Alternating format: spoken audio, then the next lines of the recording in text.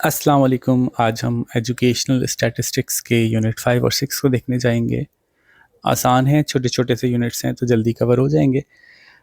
ये बीएड के कोर्स 8614 में पढ़ाया जाता है, लेकिन एजुकेशनल स्टैटिस्टिक्स को मैं ऐसे डिस्कस कर रहा हूँ कि स्टैटिस्टिक्स के सारे बेसिक कॉन्सेप्ट्स जो हैं वो आपको समझ में आ सकें। तो कोई भी हायर एजुकेशन का स्टैटिस्टिक्स का कोर्स हो, आपको ये वीडियो हेल्प करेगी। यूनिट 5 में हम बहुत आसानी से सेंट्रल टेंडेंसीज को देखेंगे। सेंट्रल टेंडेंसी का मतलब है मीन, मीडियन, मोड। तीन तरह से हम ये निकालना चाहते हैं कि किसी पॉपुलेशन का एवरेज क्या आया है। ऐसी क्या ज़रूरत है कि तीन तरीक़ों से निकाले जाएं, ये भी हम डिस्कशन में देखते हैं। तो सबसे पहले तो हम बात करते हैं मीन की। मीन निकालने का बहुत आसान सा तरीका है कि सारी वैल्यूज़ को ऐड करें और divide by number of values कर दें। जैसे मैं एग्जांपल लेके चल रहा हूँ कि हमारे स्कूल में बच्चों की हाइट की बात करते हैं। तो अगर मैं कहूँ कि एक की हाइट जो है वो लेट्स सपोज 3 थी, दूसरे की 4 थी, तीसरे की 5 थी, तीन ही डेटा आए, तीनों को हमने ऐड किया, 9 और 3 12, और divide by number of observations कर दिया। तो sum of X divide by N, इससे पता चल जाएगा कि हमारी एवरेज हाइट 4 है। ठीक है, तो मीन ऐसे निकाला जाता है। ये अनग्रुप डेटा है, और ग्रुप डेटा में जाएंगे तो सम ऑफ एफ एक्स हो जाएगा, फ्रीक्वेंसी इन्वॉल्व हो जाएगी। सम ऑफ एफ एन की जगह फ्रीक्वेंसी का सम आ जाएगा, और हम फ्रीक्वेंसी को फिर नोट करेंगे क्लास वाइज। तो अभी चूँकि जैसे मैंने कहा भी था कि आपको एक्चुअली एजुकेशनल स्टैटिस्टिक्स में ये समझना है कि इसका मतलब क्या होता है, कैलकुलेट नहीं करना। इसलिए हम फार्मूला की डेप्थ में नहीं जाएंगे, बल्कि उसकी जो इम्प्लीकेशंस हैं, उसका मतलब है, वो समझेंगे। तो वापस आते हैं जी। मीन कैलकुलेट करने से हमें एवरेज बहुत अच्छे से पता चल जाता है। ठीक है, लेकिन मीन के कुछ फ़ायदे और कुछ नुकसान हैं, जिसकी वजह से हम मीडियन और मोड भी साथ ही कैलकुलेट कर लेते हैं। मीन का एक नुकसान ये है कि अगर कोई वैल्यू आगे वाली, एक वैल्यू बहुत बड़ी आ गई, 8 आ गई, तो आपका मीन चेंज हो जाएगा, क्योंकि 8 और 4 12 और 3 15 हो जाएगा। 15 डिवाइड बाय 3 करेंगे तो आंसर आएगा 5। जबकि हो सकता है ज़्यादा बच्चे इधर फॉल करते हों, लेकिन एक एक्सट्रीम वैल्यू जो है वो भी मीन को डिस्टॉर्ट कर सकती है। ज़्यादा एक्सट्रीम वैल्यूज़ होंगी तो मीन काफ़ी डिस्टॉर्ट हो जाएगा। एक तो ये बात हो गई। दूसरा ये कि डेटा अगर इस तरह का है, स्क्यूड है नेगेटिवली, इधर डेटा ज़्यादा है लेकिन मीन यहाँ कहीं आ जाएगा, तो ये अंदाज़ा नहीं होगा आपको कि एक्चुअली डेटा इधर ज़्यादा था लेकिन वैल्यूज़ छोटी थी। तो मीन जो है वो आपको ये क्लैरिफाई नहीं करके देता। तो जैसे हमने कहा, और आसानियाँ क्या है, मीन समझना बहुत आसान है। किसी को समझाना कि एवरेज की बात हो रही है तो वो एवरेज समझाना बहुत आसान है। किसी को कैलकुलेट करने का फार्मूला बताना हो, फार्मूला मीन का बहुत आसानी से समझ में आ जाता है लोगों को कि अच्छा बस सारे वैल्यूज़ ऐड करो, divide by number of values कर दो। ठीक है, और मीन में मसला ये है कि मीन के अंदर जो है वो स्क्यूनेस नहीं पता चलती। मीन के ज़रिए से अगर कोई ऑब्जर्वेशन मिसिंग है तो गड़बड़ हो जाती है। फॉर एग्जांपल आपने 10 ऑब्जर्वेशन ली सी, 10 की 10 ऐड होंगी, 10 से डिवाइड होंगी, 10वीं गायब हो गई, तो 9 को ऐड करके 10 से डिवाइड कर दिया तो बिल्कुल आंसर गलत आ जाएगा। और ज़रूरी नहीं है कि मिडल में लाए करता हो सकता है डेटा स्क्यूड हो, तो वो जैसे मैंने कहा, इसके लिए हम साथ में मीडियन निकालते हैं। मीडियन क्या है? फॉर एग्ज़ाम्पल अगर मेरे पास बहुत सारी वैल्यूज़ हैं, यहाँ वैल्यूज़ नोट करते हैं। एक बच्चे की हाइट 3 है, 4 है, 5 है, 3 है, 5 है, 4 है, 3 है, 3 है, 4 है, 5 है, 3 4 5 6 7 8 9 10 डेटा ले लिए। तो इसका मीन कैलकुलेट करेंगे अगर हम, तो हम सारी वैल्यूज़ को ऐड करेंगे। फटाफट से मीन कैलकुलेट करके मैं आपको दिखाता हूँ। 3 plus 4 plus 5 plus 3 plus 5 plus 4 plus 3 plus 3 plus 4 plus 5। Data हमारा टोटल बन रहा है, सम ऑफ एक्स बन रहा है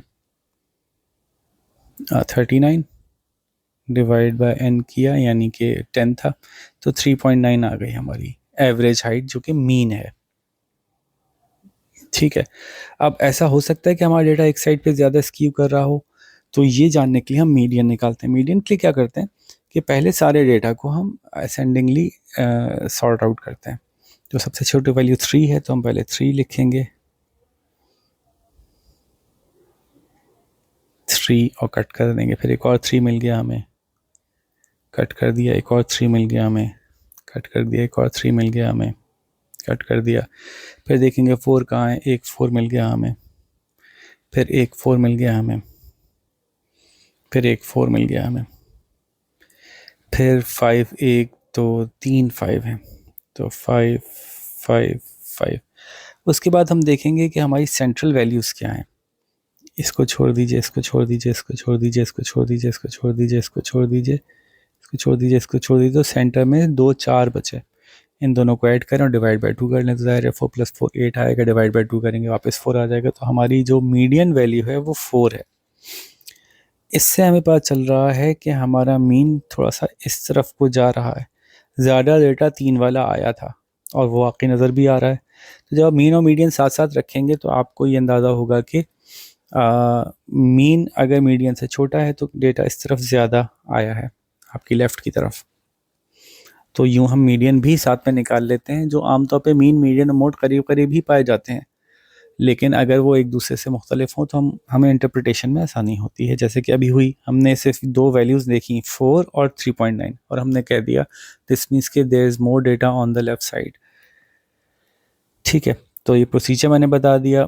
मीन के साथ मीडियन के साथ मसला है कि मीडियन ये नहीं दे देता कि डेटा की साइज़ क्या है। मीडियन सीधा सीधा बस बीच की वैल्यू बता देता है, चाहे यहाँ 50 होता आखिर में, लेकिन मीडियन को इससे फ़र्क नहीं पड़ता। तो इसका मतलब हुआ कि मीडियन एक्सट्रीम वैल्यूज़ को इग्नोर कर सकता है आसानी से।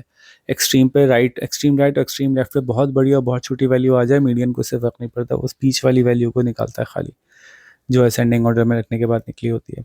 तो इसलिए मीडियन जो है वो इट्स मोर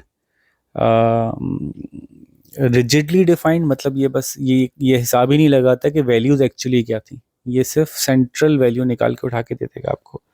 मीडियन समझाना भी आसान है, कैलकुलेट करना भी आसान है, बस में एक लेवल बढ़ जाता है। मीन में आप ऐड करते हैं, मीडियन में आप तरतीब में रखते हैं। ठीक है, और ग्राफिकली भी मीडियन निकालना आसान होता है कि आप डेटा को ग्राफ पे प्लॉट करके 50% पे अगर मार्क कर लेंगे तो मीडियन निकल के आ जाएगा। और ऑर्डिनल स्केल पे कैलकुलेट होता है, first value, second value, third value. अगर 10 है तो आपको फोर्थ, फिफ्थ और सिक्स वैल्यू के बीच में जाना है। और अगर डिस्ट्रीब्यूशन स्क्यूड है तो उसमें मीडियन आपको हेल्प करता है आइडेंटिफाई करने में कि जिस तरफ डेटा ज़्यादा होगा ऑटोमेटिकली मीडियन उस तरफ शिफ्ट हो जाएगा। ठीक है जी।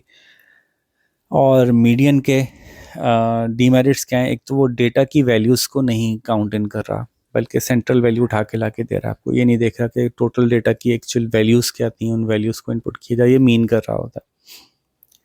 और मीडियन से भी आप मज़ीद कोई मैथमेटिकल ट्रीटमेंट नहीं करते, आप सिर्फ ये बताते हैं कि 50th परसेंटाइल पे जो वैल्यू है वो वैल्यू ये है, उससे आगे की मज़ीद इंटरप्रिटेशन इसमें कोई और नहीं है।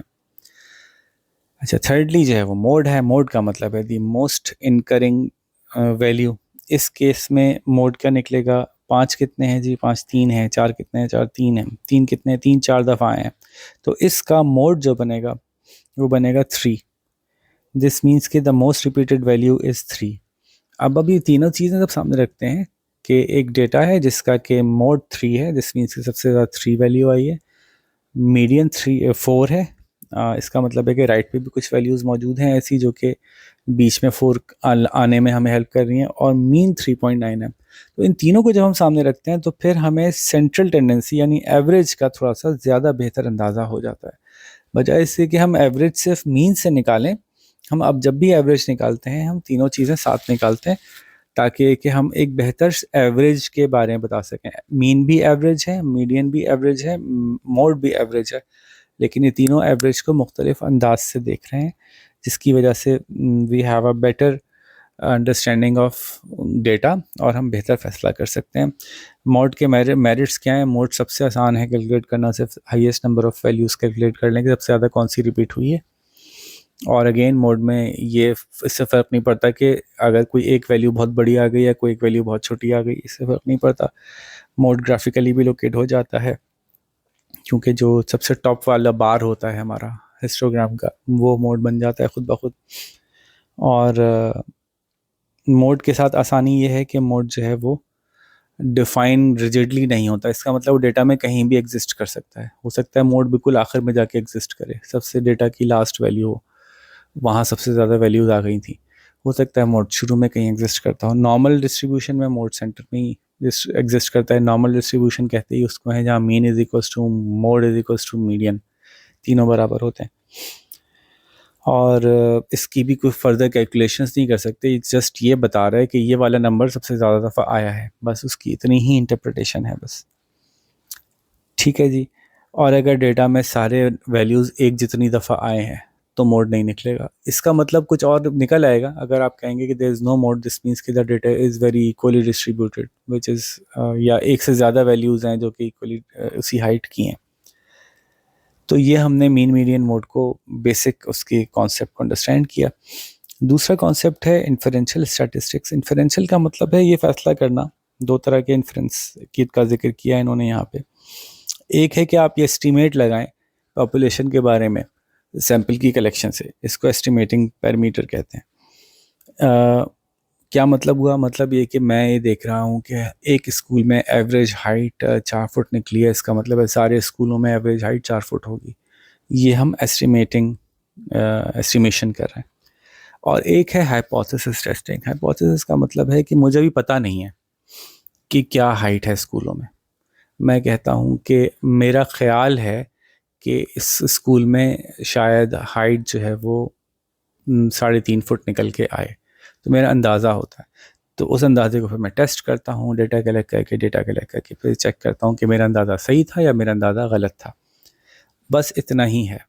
ठीक है, या तो आप एस्टिमेट करते हैं सैंपल को देखकर पॉपुलेशन के बारे में, या फिर आप अपना हाइपोथेसिस टेस्ट करते हैं कि मेरा ख्याल है, let me check, let me experiment, let me test कि मेरा ख्याल दुरुस्त है कि नहीं। तो एक है हाइपोथेसिस टेस्टिंग, एक है एस्टिमेशन। तो हाइपोथेसिस के बारे में थोड़ी सी कुछ बातें इन्होंने की हैं। हाइपोथेसिस जो है वो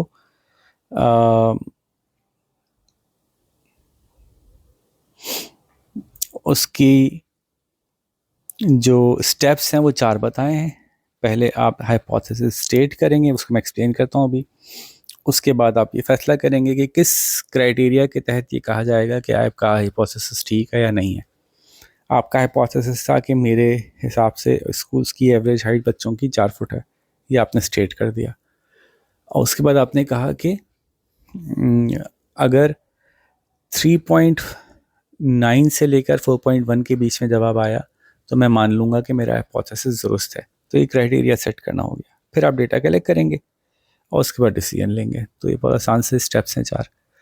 हाइपोथेसिस को लेकर ये समझ लीजिए कि 2 तरह के हाइपोथेसिस होते हैं। इसलिए ये 2 तरह के होते हैं कि this is not an exact answer, ये सैंपल के थ्रू हो रहा है, इसलिए इसको हाइपोथेसिस कहा जा रहा है। और दोनों सूरतों में हम रिजेक्ट करने की बात कर रहे हैं। क्या मतलब हुआ इस बात का? पहले समझते हैं कि हाइपोथेसिस 2 तरह के होते हैं। एक नल हाइपोथेसिस होता है, एक अल्टरनेटिव हाइपोथेसिस होता है। नल हाइपोथेसिस का मतलब है कि मैं जो कह रहा हूँ वो दुरुस्त नहीं है, मैं देखने जा रहा हूँ, मैं पहले से फैसला करके नहीं जा रहा कि जो भी मैंने कह दिया वैसा ही होगा, बल्कि हम स्टैटिस्टिक्स में अपनी रिसर्च इस तरह से करने जाते हैं कि हो सकता है जो मैं कहने जा रहा हूँ वो दुरुस्त ना हो सकता है जो मैं कहने जा रहा हूँ वो दुरुस्त हो। तो जो मैं कहने जा रहा हूँ या जो मैंने कहा है वो कहलाता है अल्टरनेटिव हाइपोथेसिस, H1 से रिप्रेजेंट होता है। ठीक है, ये रहा। और अगर मैंने जो कहा वैसा दुरुस्त नहीं है तो मैं कहूँगा कि H0 दुरुस्त है। फिर मेरा H1 रिजेक्ट हो गया, H0 एक्सेप्ट हो गया। ठीक है, नॉर्मली हम लफ्ज़ रिजेक्ट का ही यूज़ कर रहे होते हैं। अगर मेरी रिसर्च ने साबित किया कि 4 फुट एवरेज हाइट है तो मैं कहूँगा मेरा कि H0 रिजेक्ट हो गया। तो 2 हाइपोथेसिस क्या बनेंगे इस केस में? Let's start from the beginning. मेरा ख्याल है कि मेरे ऑन एन एवरेज हमारे स्टूडेंट्स की हाइट 4 फुट है, तो मैं कहूँगा नल हाइपोथेसिस ये है कि 4 फुट नहीं है। और H1 यानी अल्टरनेट हाइपोथेसिस ये है कि 4 फुट है। तो अगर 4 फुट निकली तो मैं कहूँगा नल हाइपोथेसिस रिजेक्ट हो गया। ये इसलिए कहा जा रहा है कि 4 फुट है का अंदाज़ा ही लगाया है, तो कम से कम ये हम कह सकते हैं कि वो जो कह रहा था कि 4 फुट नहीं है, वो बात तो रिजेक्ट हो गई। अब एग्जैक्टली कितनी है ये हम आगे और देख लेंगे और रिसर्च कर लेंगे। और अगर हम गए और 4 फुट नहीं निकली तो हम कहेंगे कि हमारा H1 ऑल्टरनेट हाइपोथेसिस रिजेक्ट हो गया। इसका मतलब है कि 4 फुट नहीं है, एग्जैक्टली कितनी है अब इस पर और रिसर्च कर लेंगे या थोड़ा और डेटा को खंगाल लेंगे। तो ये हाइपोथेसिस टेस्टिंग में ये एक ट्रिकी सा स्टाइल है कि हम ये नहीं कहे जाते कि मैं ये देखने चाह रहा हूँ कि हाइट कितनी है, मैंने रिसर्च की और निकल के आया हाइट 5 है। इस तरह से बात नहीं करते हम हाइपोथेसिस टेस्टिंग में। हम ये कहते हैं कि हमारा ख्याल है कि 4 है, और अगर 4 नहीं हुई तो नल हाइपोथेसिस ये है कि 4 नहीं है। तो नल हाइपोथेसिस है कि 4 नहीं है, ऑल्टरनेट हाइपोथेसिस जो हमारा ख्याल है वो है कि 4 है। और उसके बाद अगर 4 निकली तो हम कहेंगे कि नल को रिजेक्ट किया, और अगर 4 नहीं निकली तो हम कहेंगे ऑल्टरनेटिव यानी H1 को रिजेक्ट किया। बस यही थोड़ा सा उसमें टेक्निकल घुमाव फेराव है, बाकी कुछ भी नहीं है। अब आपने एक डेटा कलेक्ट किया, तो क्या आपका डेटा बिल्कुल सही था या नहीं था? इसमें आपसे 2 तरह के एरर्स हो सकते हैं। एरर 1 टाइप 1 एरर है।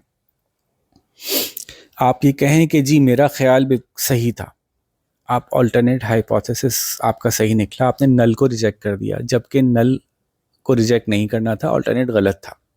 ऐसा हो सकता है कि आपने नल को रिजेक्ट कर दिया, हालांकि ऑल्टरनेट को रिजेक्ट करना था।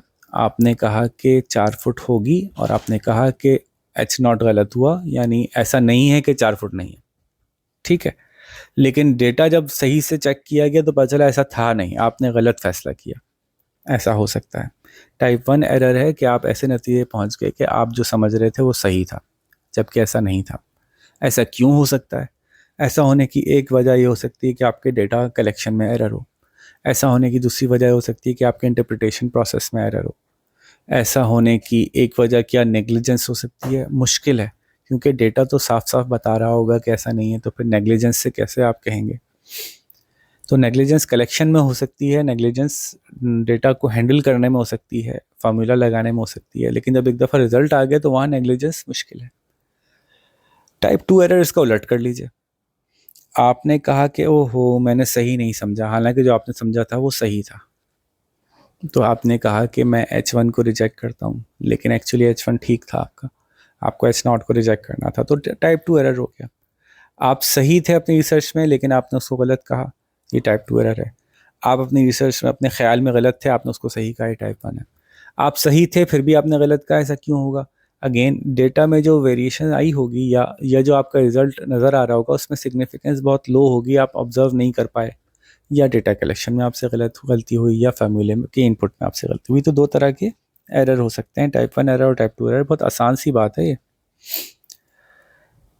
उसके बाद हम बात करेंगे आखिरी इसमें, वो है टी टेस्ट। टी टेस्ट क्या होता है कि आपने ये तो कह दिया कि जी हमारी स्कूल की एवरेज हाइट 4 फुट है, हमारी स्कूल का मीन जो निकला है वो 4 निकला है, लेकिन आप चाहते हैं कि ये बात स्टैटिस्टिकली टेस्ट हो, क्योंकि स्टैटिस्टिक्स में एक प्रॉब्लम ये है कि डेटा कलेक्शन में एरर आता ही है, आ ही जाता है।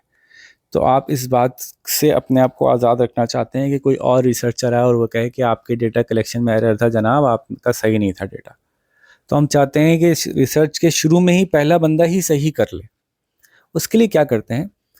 उसके लिए हमारे पास एक तरीका है टेस्टिंग का। वो टेस्टिंग ये है कि हम 2 वैल्यूज़ को आपस में कंपेयर करते हैं। यानी ऐसा हो सकता है कि मैं एक साथ 2 सैंपल्स निकालूं और 2 अलग अलग बंदे उस पर काम करें। एक बंदा 100 लोगों का टेस्ट करे, दूसरा बंदा 100 लोगों का टेस्ट करे, वो अपने तौर पे कंडक्ट करे, ये अपने तौर पे कंडक्ट करे, दोनों का मीन निकाला जाए। अगर दोनों के मीन में 0.05 से ज़्यादा का डिफरेंस आ गया तो मैं कहूँगा कि मेरा मसला है, टी टेस्ट फेल हो गया मेरा, ठीक है। तो ये टी स्टैटिस्टिक्स कहलाता है, टी वैल्यू कहलाती है, और इसके अंदर जो जो वैल्यू निकल के आती है उसको पी वैल्यू कहते हैं। मज़ेदार सी बात है। टी स्टैटिस्टिक्स है जिसमें पी वैल्यू को हम देखते हैं, और उसमें हम देखते ये हैं कि अगर हमारे means of the 2 datas collected, अब बहुत आसान सी बात समझ में आ रही है ना। मेरा एक रिसर्चर ने कहा कि सर जी हमने डेटा कलेक्ट किया, उसका मीन 4 आ रहा है। दूसरे ने कहा जी हमने डेटा कलेक्ट किया, उसका मीन 3.9 आ रहा है। ओए हो, ये तो 0.05 से ज़्यादा का डिफरेंस है। तो इसका मतलब है डेटा कलेक्शन में, इंटरप्रिटेशन में कहीं ना कहीं गलती हो गई। अब ये रिसर्च कंक्लूसिव नहीं रहेगी, इसको मैं प्रूफ नहीं कर सकूं। तो अब आज आज से ये होता है कि आज के दौर में कि आप जब भी रिसर्च करते हैं आपके लिए लाजिम है कि आप टी टेस्ट करेंगे। इसका मतलब है, क्योंकि फिर ये कौन करेगा? आपने एक रिसर्च की, एक दफ़ा कंडक्ट की और कंडक्ट करके पब्लिश कर दी, लोगों ने उसको इस्तेमाल कर लिया और उसके ऊपर डिसीजन ले लिए, बाद में जाके किसी और ने चेक किया तो डेटा सही नहीं था। तो अब ये रिसर्चर के सर पे जिम्मेदारी है कि वो खुद हमेशा डेटा कलेक्ट करे तो 2 सेट्स में करे। या तो अब टी टेस्ट करने के 3 तरीके, इन्होंने 2 लिखे हैं, वैसे तो 3 हैं।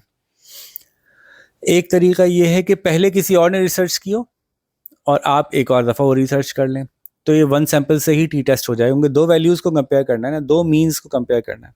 तो एक तरीका ये है कि आप 1 सैंपल से टी टेस्ट कर सकते हैं, उसके लिए आपको पहले की कोई रिसर्च की वैल्यू चाहिए होती है। ऐसा नहीं है आपके पास पहले से वैल्यू नहीं मौजूद, तो फिर आपके पास 2 और तरीके हैं। एक है independent sample test. Independent sample में वही होगा, जैसे मैंने कहा, 2 अलग-अलग सैंपल कलेक्ट किए जाएंगे एक जैसे स्टाइल से, एक जैसे तरीके से, लेकिन 2 अलग-अलग लोग करें या 2 अलग-अलग मैकेनिज्म से उसको किया जाए, लेकिन जो process of selection of data है वो सेम रहना चाहिए। सेम नंबर ऑफ लोग हों, सेम नंबर ऑफ, लेकिन वो इंडिविजुअल्स अलग अलग हो सकते हैं। तो डेटा 2 दफ़ा कलेक्ट होगा और उस डेटा के मीन्स को आपस में कंपेयर किया जाएगा। दोनों मीन्स में 0.05 से कम का डिफरेंस आएगा, आप कहेंगे मेरा टी स्कोर पास हो गया, टी टेस्ट पास हो गया। दूसरा तरीका ये है कि पेयर्ड सैंपल, मतलब आप जो है वो डिफरेंट टाइम पीरियड्स में ले लें। आपने कहा कि जी ओके, मैं पहले महीने में मैंने जनवरी 2025 में लिया, फिर मैंने दोबारा गया, दोबारा डेटा कलेक्ट किया जनवरी 2026 में, दोनों दफ़ा सेम वैल्यू आई। तो 2 अलग अलग टाइम में ले लें, सेम डेटा को 2 अलग अलग टाइम में कलेक्ट कर लें तो पेयर्ड कहलाएगा। अगर एक ही वक्त में 2 अलग अलग लोग या 2 अलग अलग तरीक़ों से आप ले रहे हैं तो वो इंडिपेंडेंट टी टेस्ट कहलाएगा। दोनों सूरतों में अगर 0.05 से बड़ा डिफरेंस आ रहा होगा मीन्स में, तो हम कहेंगे कि ये रिजेक्ट हो गया जी, आपका डेटा सही नहीं रहा। ठीक है जी, तो ये टी टेस्ट की बेसिक थी और आपका चैप्टर ख़त्म हो गया। हमने चैप्टर 5 और 6 निपटा लिया। अब इसमें हमने देख लिया कि मीन, मीडियन और मोड 3 तरह की सेंट्रल टेंडेंसीज होती हैं। तीनों एवरेज हैं, तीनों अलग अलग तरीके से निकलते हैं। नॉर्मल अगर आपकी डिस्ट्रीब्यूशन है तो तीनों सेम आने चाहिए। अगर तीनों में फ़र्क आ रहा है इसका मतलब है आपकी स्क्यूनेस है, और वो फ़र्क की डायरेक्शन बताएगी कि स्क्यूनेस किस तरफ है। और दूसरी बात हमने देखी कि आप अपने हाइपोथेसिस को टेस्ट करते हैं कि जो मैंने कहा वो ठीक था कहीं का। उसके 4 स्टेप्स हैं बेसिक से, कि आप पहले स्टेट करते हैं, डेटा कलेक्ट करते हैं, आप उस डेटा को इंटरप्रेट करते हैं, रिजल्ट निकालते हैं, और नल हाइपोथेसिस और अल्टरनेट हाइपोथेसिस मैंने क्लियर किया। और फिर मैंने बताया कि इस हाइपोथेसिस की टेस्टिंग में एक टेस्ट कहलाता है टी टेस्ट, जिसमें आप 2 डेटा के मीन्स को आपस में कंपेयर करके बताते हैं कि मेरा सिग्निफिकेंस सही थी, मैं बिल्कुल सही डेटा कलेक्ट किया या नहीं थी। एवरेजेस में 0.05 से ज़्यादा का डिफरेंस आ गया प्रोबेबिलिटी में, तो फिर इसका मतलब है कि मेरा डेटा ठीक नहीं था। ठीक है जी, तो ये और साथ में हमने टाइप 1 टाइप 2 एरर भी बता दी, जो कि बहुत आसान सी बात थी, जिसमें हमने देखा कि अगर मैंने कहा कि मैं ठीक कह रहा हूँ हालांकि मैं ठीक नहीं कह रहा था, तो टाइप 1 एरर है। और मैंने कहा कि मैं ठीक नहीं कह रहा हालांकि मेरी एजम्पशन ठीक थी, तो वो टाइप 2 एरर हो गया। यूँ हमने चैप्टर 5 और 6 देख लिया। सारे अब आने वाले चैप्टर्स छोटे छोटे से हैं, आप शाबाश इनकी सिर्फ वीडियोज़ ही देख लेंगे तो आपकी एग्ज़ाम की तैयारी हो जाएगी। आखिर में हम एग्ज़ाम के कुछ क्वेश्चंस भी देखेंगे लास्ट वीडियो के अंदर। अपना ख्याल रखिएगा। अल्लाह हाफ़िज़।